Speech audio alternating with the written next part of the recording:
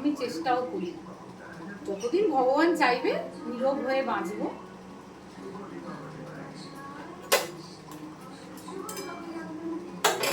তার জন্য জোর করে কষ্ট করে শরীরকে কষ্ট দিয়ে আমি বিনা চিনিতে একদম চা খেতে পারি না।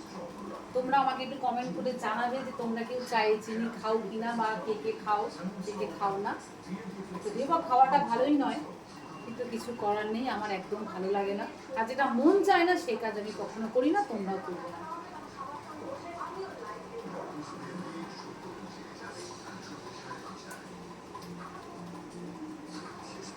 অনেকবার এমনটা হয়েছে যে আমি যখন খোলা চুলে কিচেনে এসেছি, আমি কোনোভাবে দুপা চলতেই পারিনি, কারণ এমনইভাবে পায়ে জড়িয়ে যায় চুলটা যে আমার পক্ষে সম্ভবই নয় নিচে মানে খোলা চুলে চলাফেরা করা স্বাভাবিকভাবে।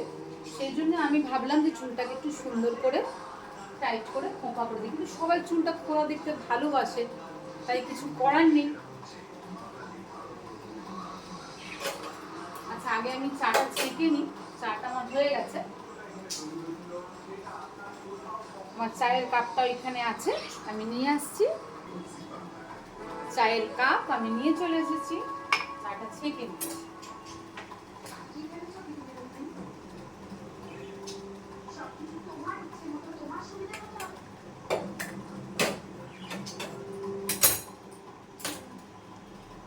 চা আমার ছাঁকা হয়ে গেছে, কিন্তু তার আগে আমি তোমাদেরকে একটু দেখাবো যে এই বানটা আমি কিভাবে বানিয়েছি।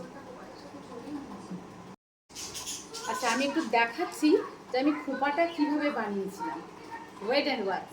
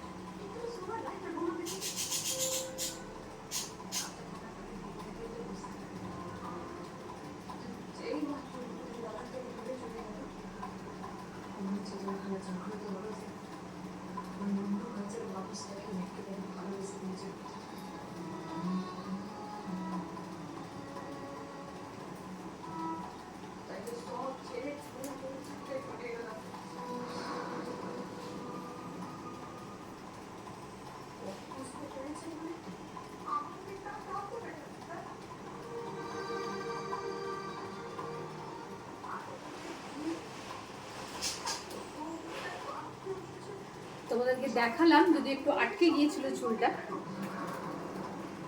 আসলে এত লম্বা চুল মেনটেন করাটা খুবই কষ্টকর।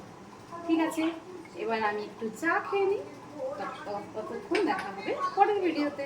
Bye bye.